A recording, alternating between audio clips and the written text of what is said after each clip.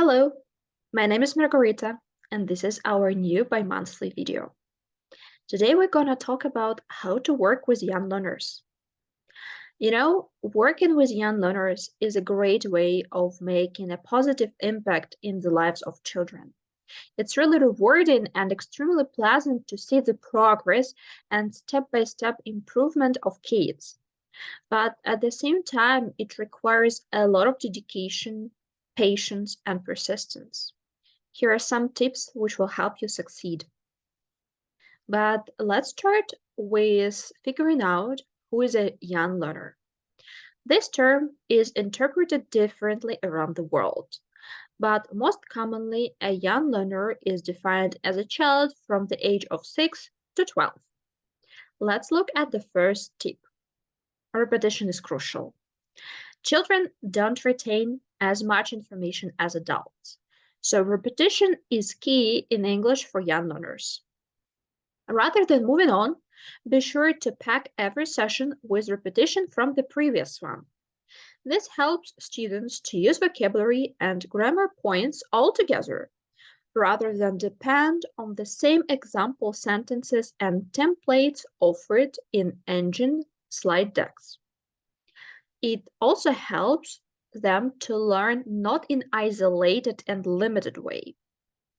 You may be reviewing vocabulary or grammar points from previous sessions by creating simple sentences, reviewing flashcards and remembering the words, and so on. Remember, it should take no more than 5 minutes at the beginning of each session. Tip number 2, create routines. Young learners need to know what to expect and how to act. This is why you need to implement procedures and routines. For example, start every session with reviewing and revising, common greeting, and asking common questions. For example, how was your week? What did you do at the weekend? What did you learn last week? Then, your learner should be able to predict the activity you are going to do next and what is expected from them. This will help to make them feel comfortable in your session, more relaxed, and more engaged. Next tip, change activities often. ENGin session plans are equipped with a variety of different activities and components. Studies reveal that young learners can only focus for about 10 minutes at a time. If you try to plan activities that last longer than these, you're going to have more concentration issues. Instead, try to keep activities short and change things up more often. The next tip is to encourage active learning. In every session, you should try to consistently use the total physical response. This is a method that uses physical movement matched with words and phrases. It can be used to teach and practice many things. For example, vocabulary connected with actions. You may ask your learner to smile, to chop, to show the headache, stomachache, or to wriggle. It can be used for tenses practice and showing continuous aspect, for example. So every morning I clean my teeth, I eat breakfast, I brush my hair, and so on. So you may ask your learner to show all of those actions as they name them. Next, you may be using total physical response for your session language. For example, open the slide deck, open your book, read this text, please, and so on. You may also be using it for giving imperatives and instructions. We highly recommend having short warm-up breaks with your learner when you ask them to stand up, to close their eyes, to move their hands, and so on, which helps them to relax a little bit and then get started with new power, moving on and working on your session. You may also be asking your learner to show their favorite toy, game, clothes, books in their room, and so on. So it's a great tool for helping young learners understand new words, questions you're asking, or instructions you give.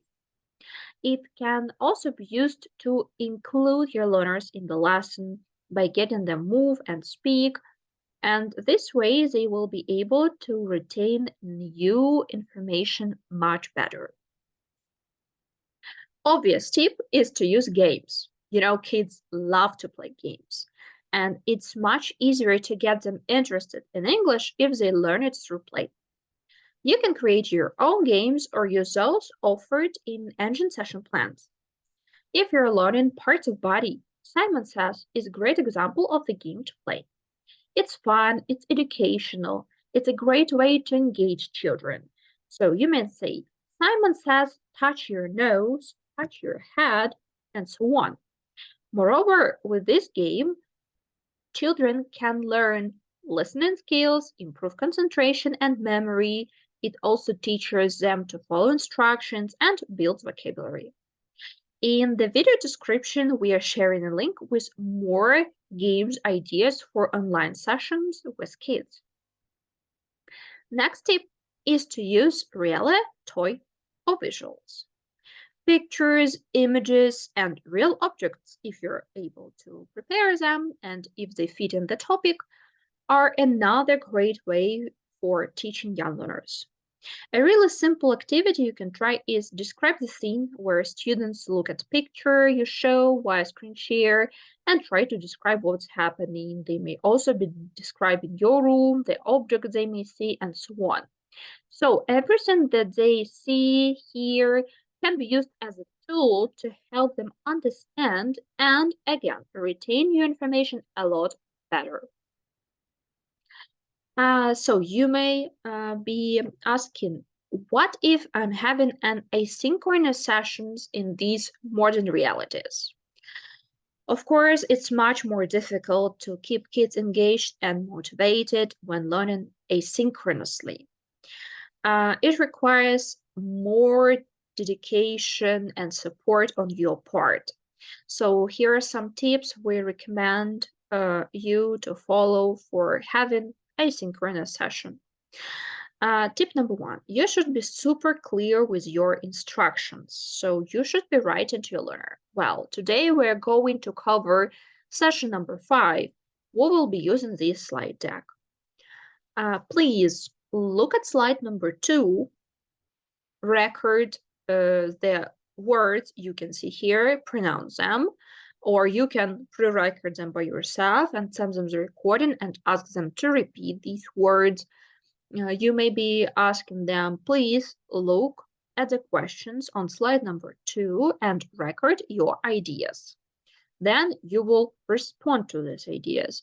And since ENGin session plans have a lot of activities, we recommend focusing no more than on 2 activities at the same time for your learners not to get confused. So you should be super clear with the activity you're doing and with the task they're expected to perform.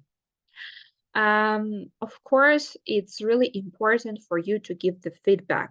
As soon as your learner submits some of the tasks, you should praise them if they have completed it in a good way, or you should be recommending on how to improve like that. So do it step by step with separated activities, and it will help you to make it as effectively as possible. If you have any questions or if you have any other recommendations from your own experience, please leave the comments for this video and let's discuss them. Thank you for watching this video. Thank you for taking your time, and thank you for being engaged in helping our learners succeed. Good luck.